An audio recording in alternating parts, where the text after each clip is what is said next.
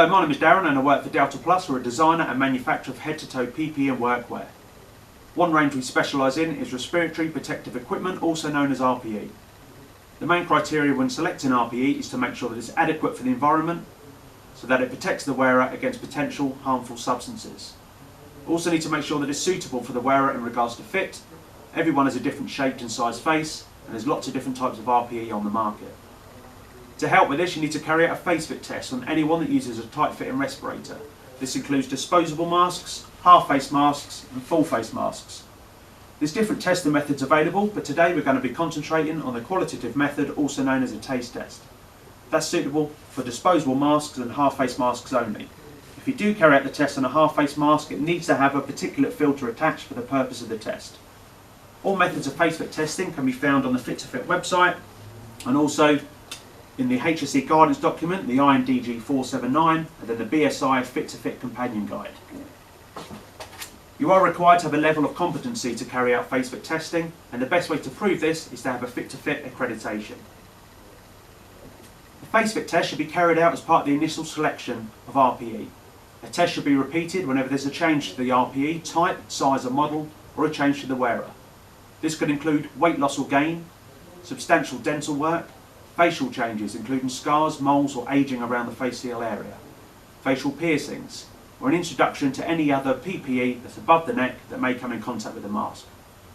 Fit to Fit recommend face fit testing should be repeated every 2 years, but in some situations more face fit testing may be appropriate, particularly where the RPE is used as the primary means of control.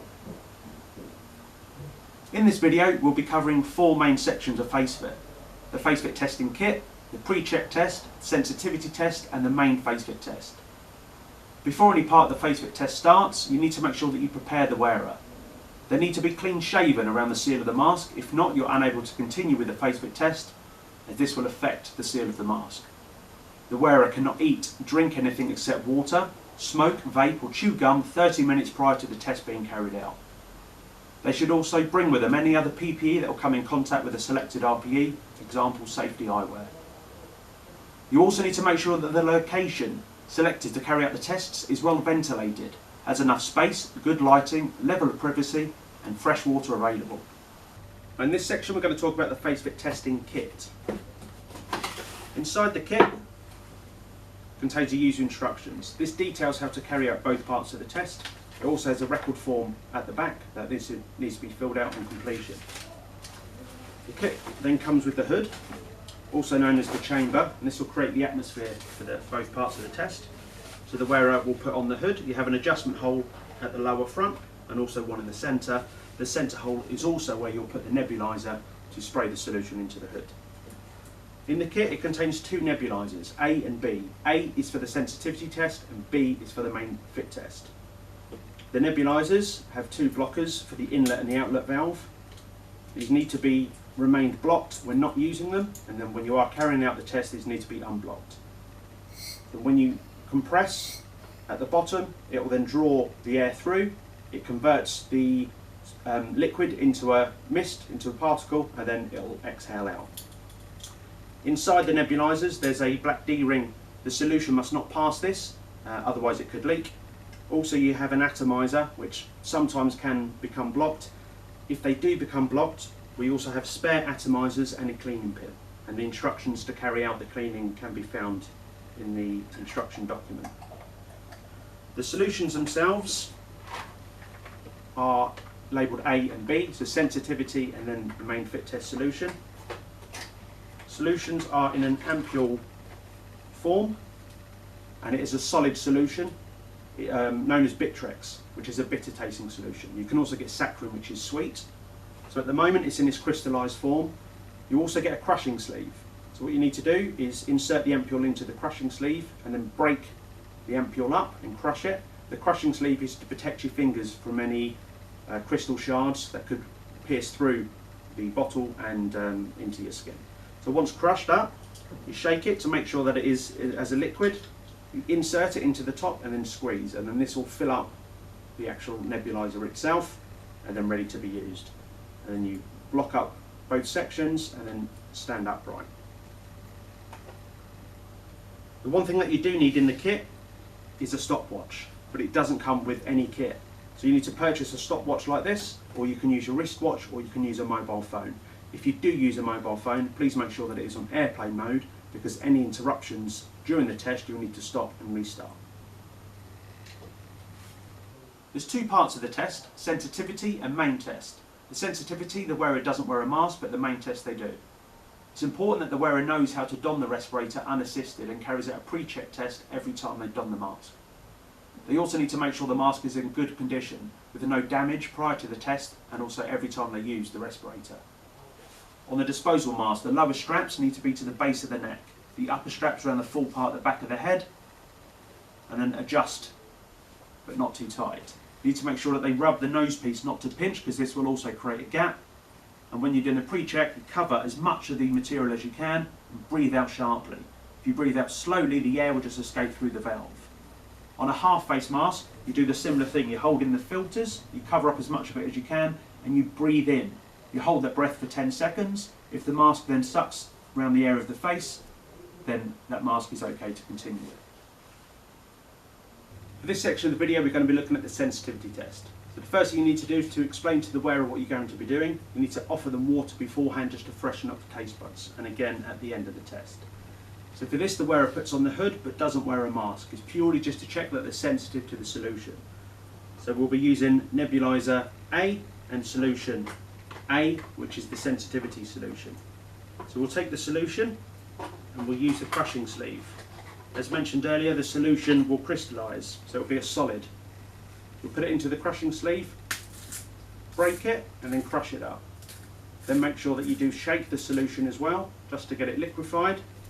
Unblock both holes, and you put the ampule into the top and then squeeze, and then this will then fill up the chamber.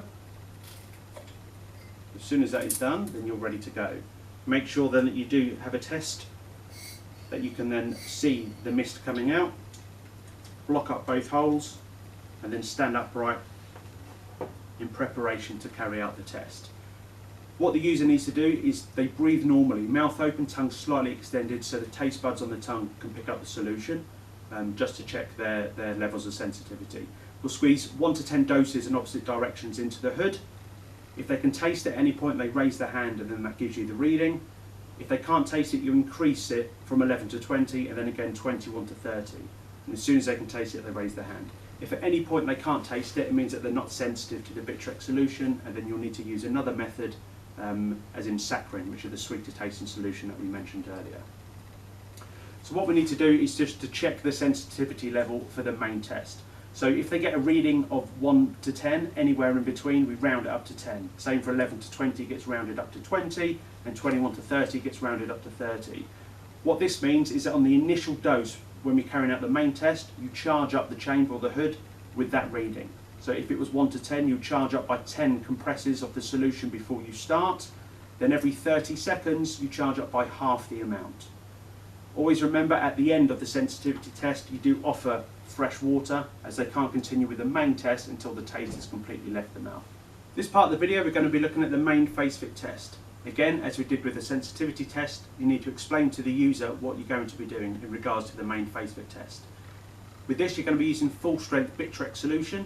It contains 7 exercises. Each exercise is a minute long, and then you need to top up the hood every 30 seconds with the result from the sensitivity test. Remember, you can only carry on with this test as long as they can't taste the solution anymore, so please do offer fresh water. For this part of the test, we need to use nebulizer B and then also fit test solution B. And again, you break the ampule and then you squeeze the solution into the nebulizer. The wearer wears a mask for this part, as well as the hood, and then any other PPE that they would wear in their normal daily tasks that come in contact with the masks. So they need to put the mask on, do the pre-check that we went through earlier, and then you will also carry out a visual check. So you get them to look up, down, left and right, and you visually check the seal of the mask to make sure that there isn't any gaps. You need to keep reminding them to breathe normally, mouth open, tongue slightly extended throughout the exercises, and then to raise their hands if at any point they can taste the solution. If they can taste the solution, you then stop the exercises. You remove the hood but not the mask, and just check for any obvious breaks in the seal of the mask. So when you're ready to go, the wearer puts on the hood. You dose the hood with the readings depending on what the result was of the sensitivity test. So if it was anything up from 1 to 10, you dose it up by 10, 11 to 20 up to 20, and then 21 to 30 up to 30. As soon as you're ready to go, you then start your stopwatch and then they continue the exercises. As mentioned earlier, there is 7 exercises in total. Each exercise will last a minute long. All the exercises can be found in the back of the BSI Fit to Fit companion guide and also in our instructions that come along with the kit. So the first exercise is breathing normally. Again, mouth open, tongue slightly extended. The next exercise is breathing deeper, not to hyperventilate, but just breathe slightly deeper. The third exercise is side to side. So you turn your head from side to side and breathe in at the extremity point and then breathe out. The next exercise is looking up and down. And again, you breathe in at the extremity point of looking up and then breathe out. The next exercise is reading out aloud. There's 2 options. You can read the rainbow passage, which is in the back of the companion guide and it's also in the instruction document. And this makes the mouth move in certain ways. Or if they can't read, prefer not to read, or English isn't their first language, then we then suggest that you offer them count backwards from 100 to 0, but loud enough that you can hear them. The next exercise is bending at the waist. Just comfortably up and down for the full minute of the exercise. This is the only exercise that you stop at the 30-second point to recharge the chamber by the required amount, and then they then continue until the full minute is up. The last exercise is the same as the first, which are just normal breathing. So again, mouth open, tongue slightly extended. Once they've completed all 7 exercises successfully and they can't taste the solution, you can offer a break the seal test. 2 points to this: we use it as a reassurance and a realisation moment. So the realisation moment, when they break the seal, the solution should rush in and they will be able to taste it and they should react to that. And it just shows that although harmless with this solution, that has stopped any substance from getting into the mask and into the system. If they can't taste it when you break the seal, then there might be a slight issue and it will indicate a problem, that the nebulizer was not working or they're not as sensitive to the solution. So we suggest you at the end start it again and retest from the sensitivity part. If at any point they do taste it during the exercises, they raise their hand, you stop the test, you stop the exercises, remove the hood, but keep the mask on. Visually check to see if there is a breakage in the seal of the mask. If there is an obvious breakage in the seal, they can get a brand new mask, fit it, readjust it, and you can retest it again. If it fails again for a second time, then you need to try a different mask. What you need to do at the end of it is make sure that they do wash their hands and face, hair if possible, but definitely their hands and face before eating, because they will be able to taste the solution. You then dispose of the ampules, you dispose of the mask as well, because the mask is now contaminated, so you just throw it in the bin as it says disposable mask. Or in regards to our spider masks, you'll take away the actual filter, dispose of that, rinse out the mask itself, replace the filter, and then continue to carry on. Once completed, you need to record the result. In the Face Fit testing kit, there's an instruction document as discussed earlier. At the back, there's a section that must be filled out, signed by the Face Fit tester and also by the participant. If the result was a pass, then that mask is suitable for their face, as long as they follow the same rules and pre-check the mask on every use. If the result was a fail, then they can be retested on the same type of mask again, but only if there was an obvious failure in the seal of the mask. If it fails for a second time, you must use a different type of mask and retest, as it shows that the original mask was not suitable for the wearer's face. The Face Fit test report must be kept as a record by the employer and the Face Fit tester. This must include the date of the next test. Requirements for the contents of the testing document can be found on the HSE INDG 479 document and the additional Fit to Fit companion guides. Once completed, you must clean the equipment and pack away.